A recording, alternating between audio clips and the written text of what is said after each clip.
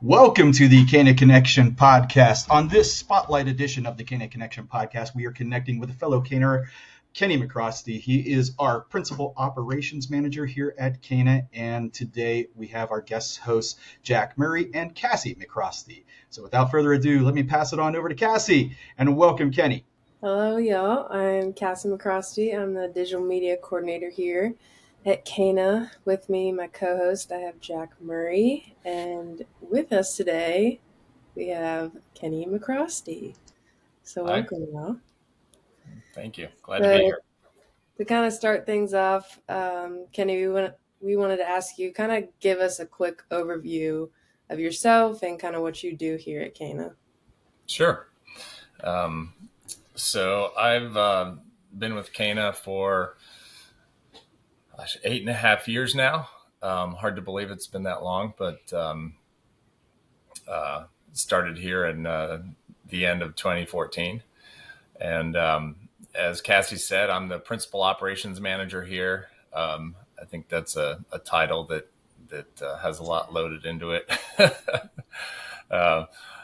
Mostly work within the operations department, and included in that is working on our business development process and managing our business development practice, carrying opportunities from their early stages through the proposal stages when we propose to do different things, and then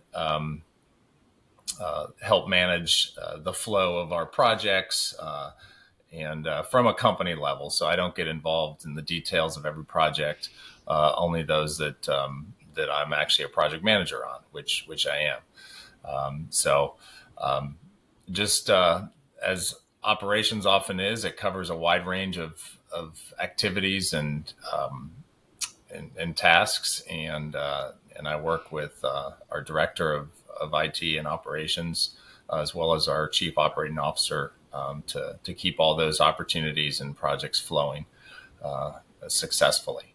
And then in addition to that, I also manage the CANA Foundation, which is the give back arm of CANA.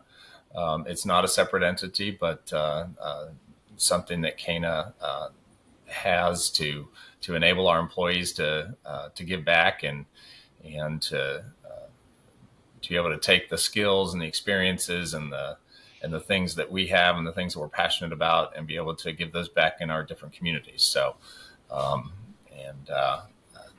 so I manage that. It's a small piece of what I do. And then basically, other than that, just general support of the company. Just I've been here a long time, so I know where things are and how the different processes and help people out, new people and people who've been here for a while, find things and use various tools that we have within the company. So, A man of many hats. Yeah, and I was just about to say that I work closely with you, Kenny, as you and everybody on here knows, but for everybody listening, I've always been curious. I've been working with him for about a year now, and I've always been curious with all his skills that he does everything around CANA. I'm trying to support that. But with everything that he does, I've always been curious about how he got here and his journey to it. So Kenny, could you take us through your journey about ending up at CANA? Sure. So back in 2014, when I was still in the Marine Corps, I was in the reserve status at the time. I had just moved up to the Pentagon, headquarters Marine Corps, installation logistics, and I was part of their reserve detachment there. And I believe it was June, July, it was summer of 2014 when I moved up there. And kind of concurrently with that, I was wrapping up a job I'd had where I was doing a lot of work overseas. And that wrapped up that summer. And for a few months, I was without a job. And when I showed up at my reserve unit there, Rob Cranston, who's the president and founder of CANA, was also a drilling reservist. He was still in the Marine Corps at the time. And he was part of that unit and introduced him. We introduced each other to each other and met each other. Actually found out that we had probably crossed paths at the University of Colorado back in the early 90s. He was a few years behind me, but I don't think we really knew each other, other than maybe incidental contact back at CU. So that was an instant connection, and we just got to know each other through our work there in the Marine Corps Reserves.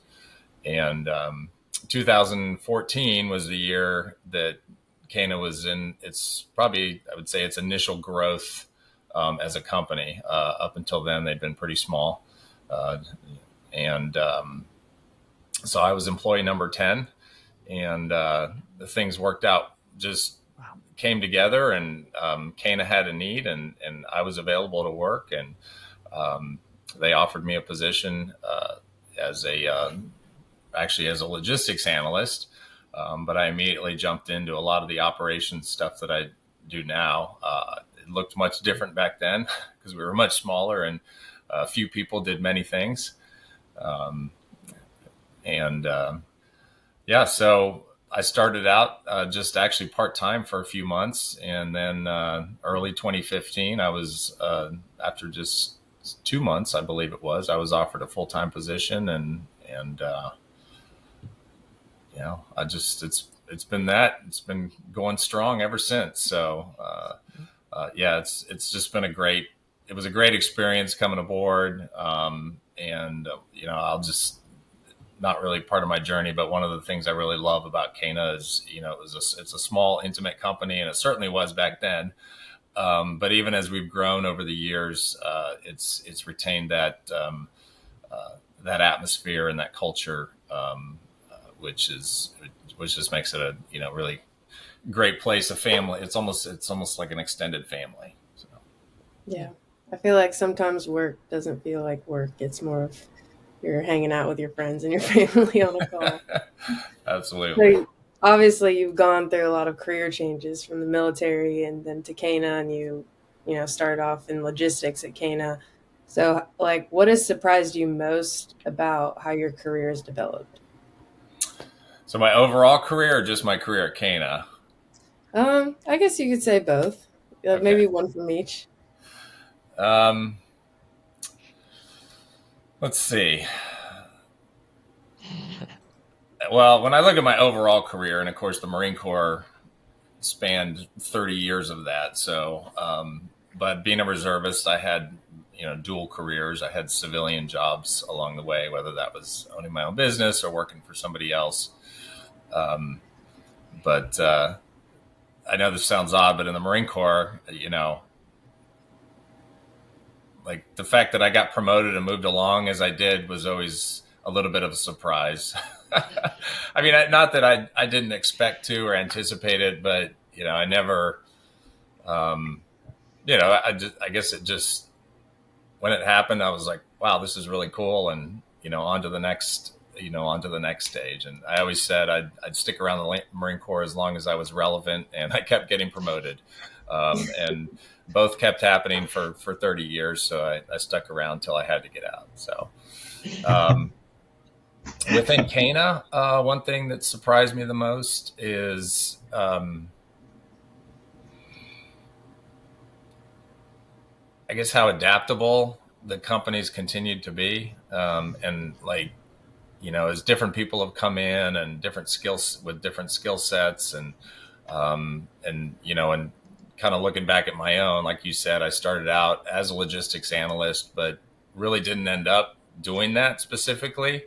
Some of that, certainly. One of the things that I do because of my experience in the Marine Corps is I am a subject matter expert, on Marine Corps military items. And so I'll contribute from time to time on projects in that area, but not as much as maybe, I first expected to when I first came aboard. So, but it's been a nice surprise. I've continue to enjoy the things that I do, and the many different ways that I can contribute to the team, the CANA team.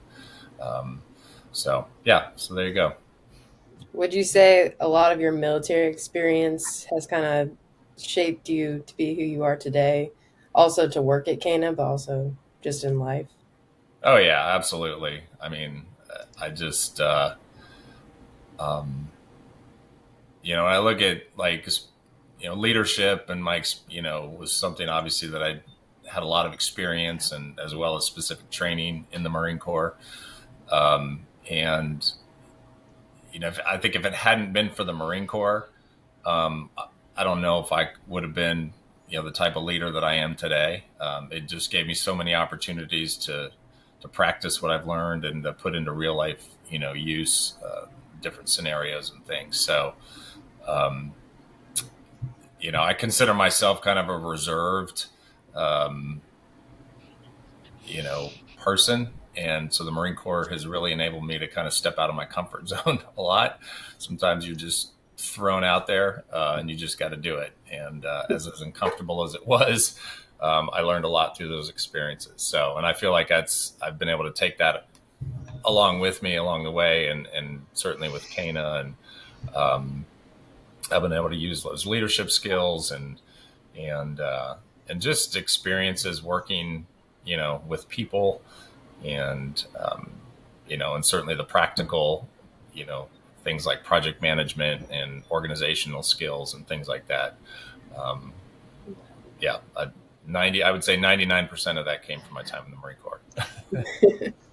Now, was that always part of your plan to enter the Marine Corps and stay 30 years, like you said, or was that just something that, you decided one day you were going to completely change your mindset and go into the military, or is that something you had planned out from the beginning? So, going into the Marine Corps I would say was always part of my plan. I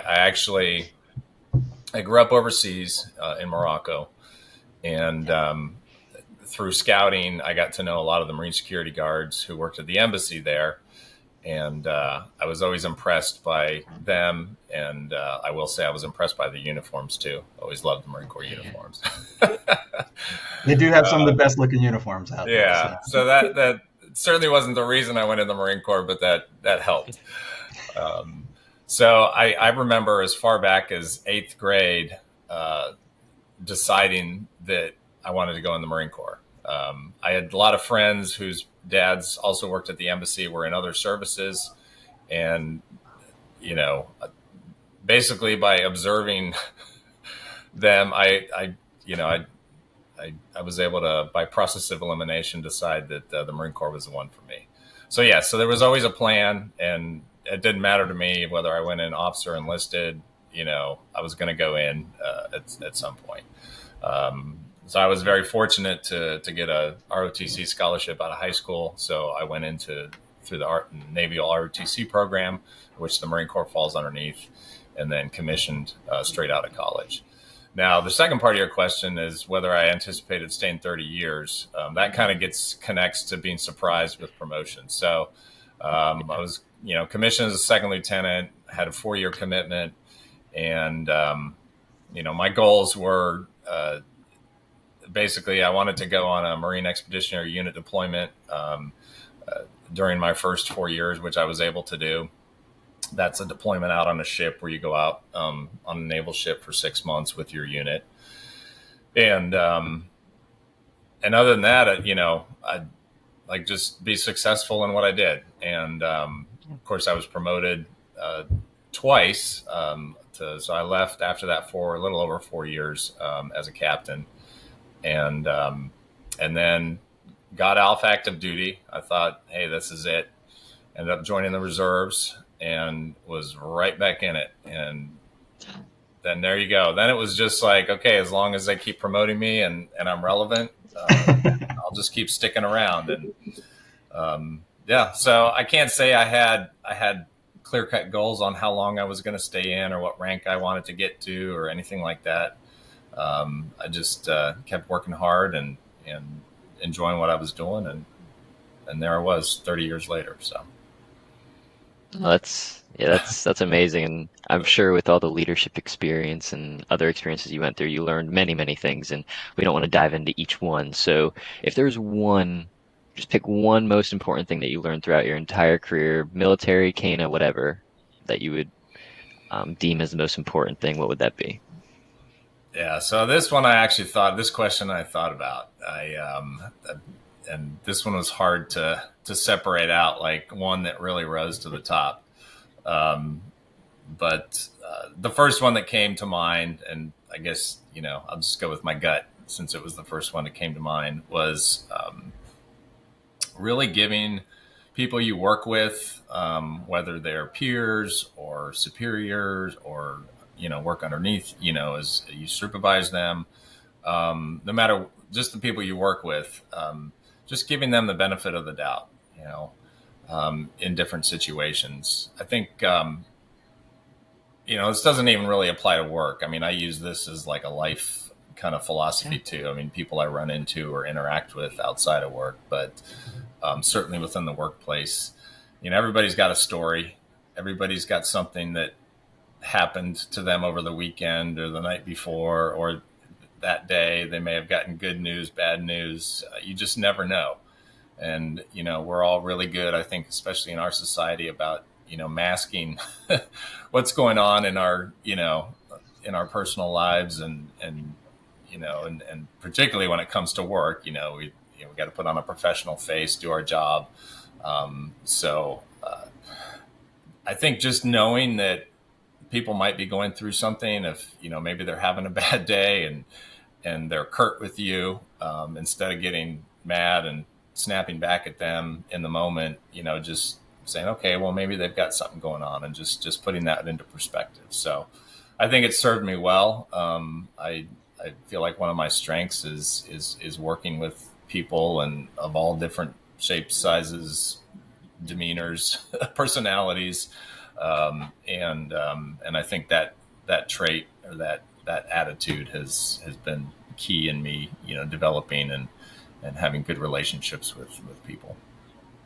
Yeah, no, I mean, I can attest to that for sure. And it's just the fact that we don't know, like you mentioned, like that's basically what it is. We don't know what's going on in everybody else's lives. Like that's just the point you got to get to. And I love that piece of advice. I actually have been trying to live by that for a while now. It's something that I picked up in college from something that happened. So we don't know is the biggest thing that you can get out of it. And I really like that.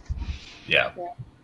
I feel like what CANA really cares about too is our work-life balance and caring about the well-being of all of our employees, and we really care for each other. And I feel like when you go into work with that kind of mindset, it kind of helps you not only help yourself, but help the other people you work with to, get things done. And everybody has to be at a good space to really collaborate and push things forward. So I guess going into that, kind of stepping away from work, your work-life balance, what do you enjoy doing most in your free time besides working?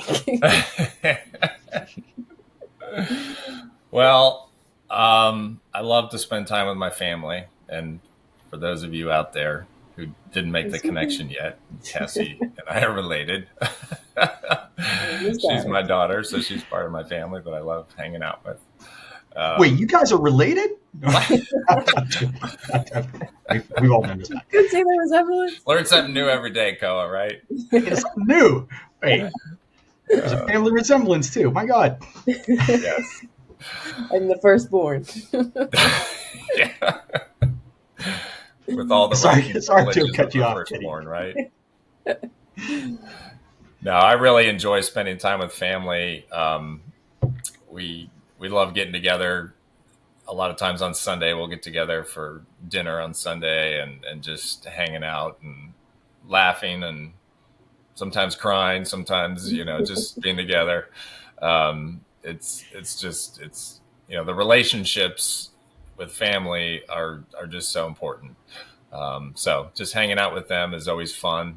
We laugh a lot as a family, and which is cool. Laughter's important. Yes. In any relationship, working relationship, family relationship, and everything like that, you got to be able to step back and laugh and everything like that, which we, especially at yourself, we got to be able to laugh at ourselves sometimes too, right? Oh yeah. Yeah. Other things I enjoy doing, I'm very physically active. I'm a big CrossFit guy. Fell in love with that about 14 years ago, and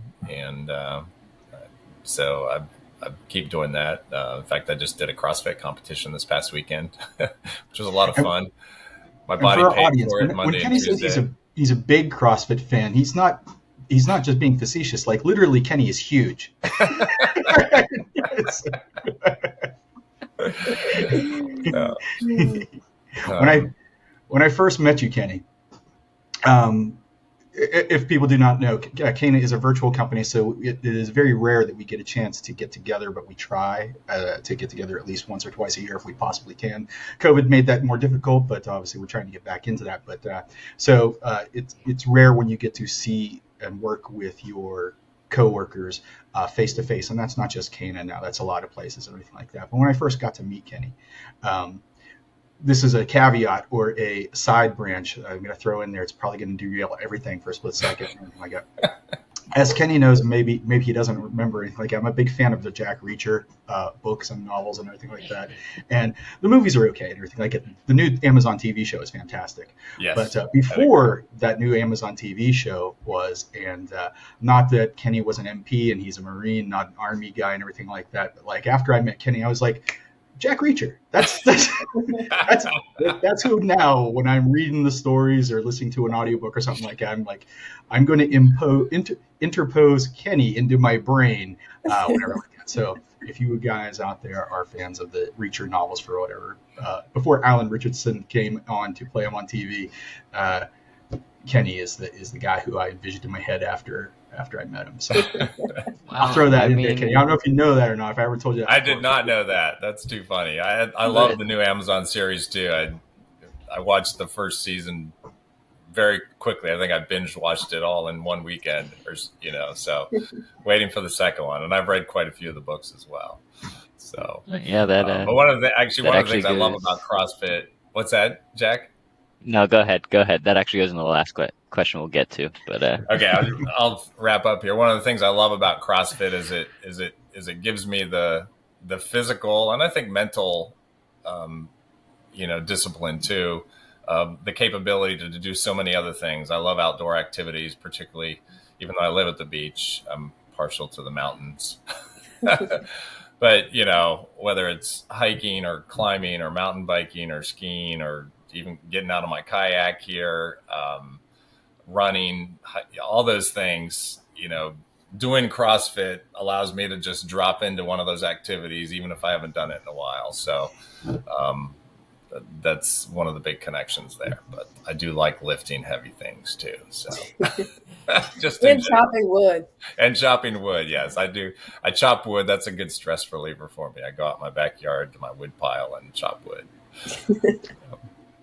Yeah, I should probably find more of those workout activities I could do on my end. People who don't know me, I thought you were going to say you're going to start chopping more wood for a second there, Jack. I was going to say, I mean, it could help. It could help for my small stature. I'm a little guy, but anyways, we'll finish this podcast up here with the question that actually goes back to kind of what Ko was talking about, how he saw Kenny as Jack Reacher. Kenny, in your opinion, now we can open up the TV or movie. Who would you want to play you in a movie or TV series? Well, clearly the answer should be Alan Richardson.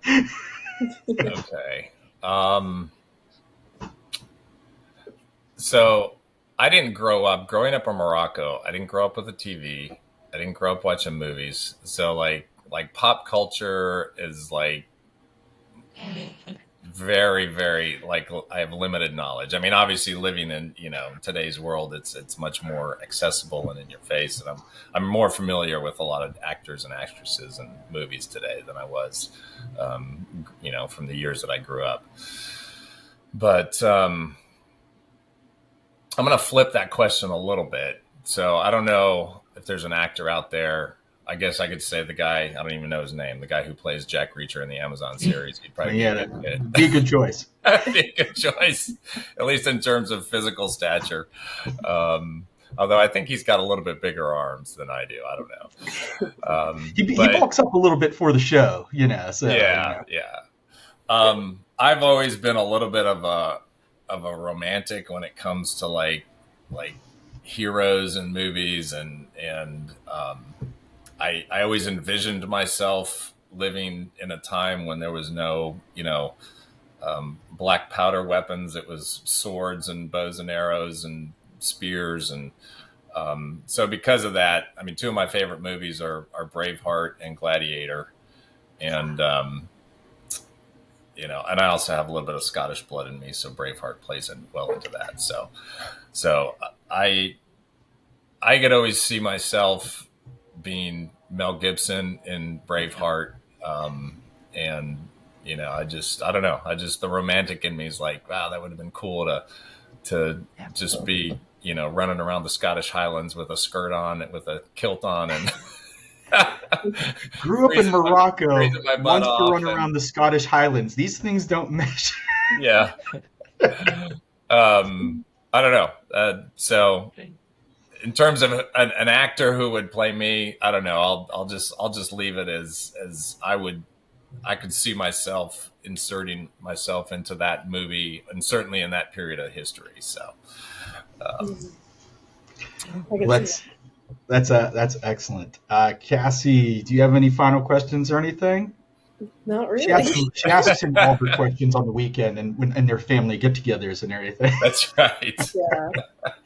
So yeah, I know a lot about him. So yeah, you don't have any questions and stuff, but no, I know that we're at the end of it and everything, but and we've touched upon it a lot during this conversation, but it is kind of like actually the driving force behind starting up these spotlight sessions on the CANA Connection podcast.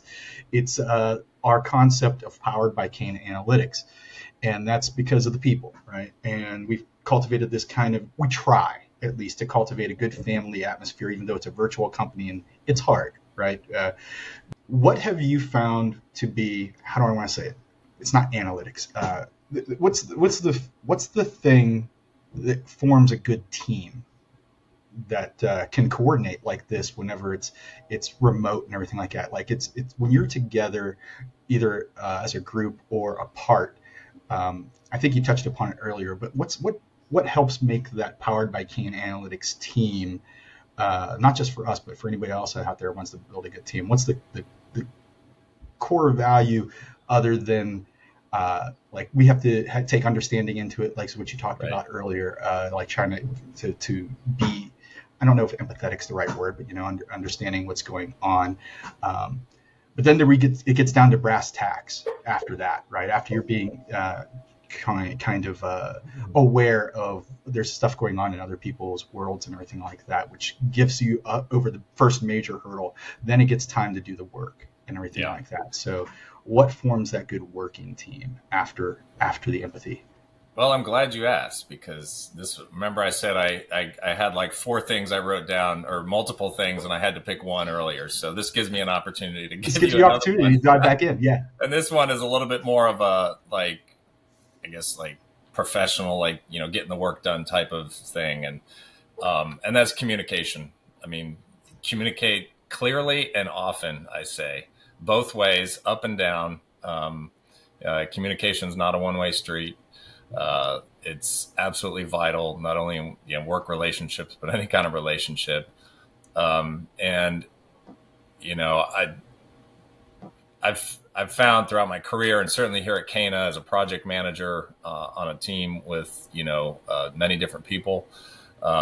Sometimes we take for granted that everybody knows what's going on, and people are talking to each other, and then you find out, in fact, that they aren't, and things get missed. So, just communicate clearly and often, and don't be afraid to ask somebody the question or say, "Hey, can you tell me again what's going on here," or whatever. Even if you may have already asked them that, or maybe they told you 3 weeks ago. Just refreshing that sometimes is good, and it just gives everybody just a clear understanding of what's going on. So, and in our virtual world, I think that becomes even more important, because you don't have the benefit of popping into somebody's office next door or coming together. So agreed. I have found that as one of the big, like Cassie and Jack are younger, and they probably haven't worked in too many spheres, corporate wise and the company wise. I know Cassie has a a side gig or two. Jack has a side gig or two here and there on occasion in the past and stuff like that. But yeah, the virtual thing is you would think you could just ping somebody anytime, any place, and we have people on all across the country. We span coast to coast here at CANA, so that time coordination really makes a difference, and it makes it hard to just ping somebody and get a chat going back and forth or something. So reminders and scheduling time for yourself, and then scheduling time to like connect, even if it's just for 5-10 minutes with your group or your team, is kind of like really important. And going into that, man, I'm dragging this spotlight conversation out longer than it's supposed to be. But hey, yeah, I can edit later on. That's all right. So one of the things that we often, I think we've all probably had to answer the question, what does CANA do at some point in time, right? And it's a really tough question because we do so much. And then there we have our, and people say your slogan powered by CANA Analytics and analyze, assess, execute, and everything like that. What does that mean? And I'll let Rob explain that on a future podcast much better than I would. But then there always gets down to, after we kind of define what CANA does and our people in it, the next thing anybody ever asks is, what do you do there and everything like that? So for me, it's a relatively broad but easy question to answer, but our titles, sometimes we understand what they mean because we're working that job day to day. What does a principal operations manager do? Like, what does that encompass? I mean, I know that you do so much here, but like if somebody was to read that title on like a LinkedIn or our website or anything like that, and they go, okay, that's great, what is that? Right. Yeah. I mean, I think I talked a little bit about that at the beginning, but I think you're right. Sometimes because I looked on LinkedIn and I'll get, you get the things like, hey, job openings for operations managers or whatever, and like that could be like an operations manager in a manufacturing facility. It could be, a transportation company. I mean, every industry has operations managers, and so it probably means slightly different things in different ways. But I see it as somebody who helps keep the day-to-day activities that encompass our work and what the company makes revenue from, and is helping keep that flow going. And when things bottleneck or there's problems, you jump in and try and solve those problems and get things moving along. And like I said, that could be all the way from new projects or new opportunities, keeping those moving along so that you can respond to proposals when the timing's right. And then certainly when it gets into that projects where there are actually, contracts that we work on, helping those different project managers, solve problems and keep things moving. Awesome. We're going to have you back at some point, probably with some other people, to talk about the CANA Foundation again and some of the stuff going on there. That'd be great. Just, some of the other things. And I know there's probably some more project-specific stuff that Rob will talk to you about on the main CANA Connection podcast. But if that's it for now, we'd like to thank you, Kenny McRostie, for joining us on the CANA Connection podcast. For Jack Murray, Cassie McRostie, this is Koa Beam signing off for the CANA Connection podcast, reminding you guys to analyze, assess, and execute. And we'll catch you next time.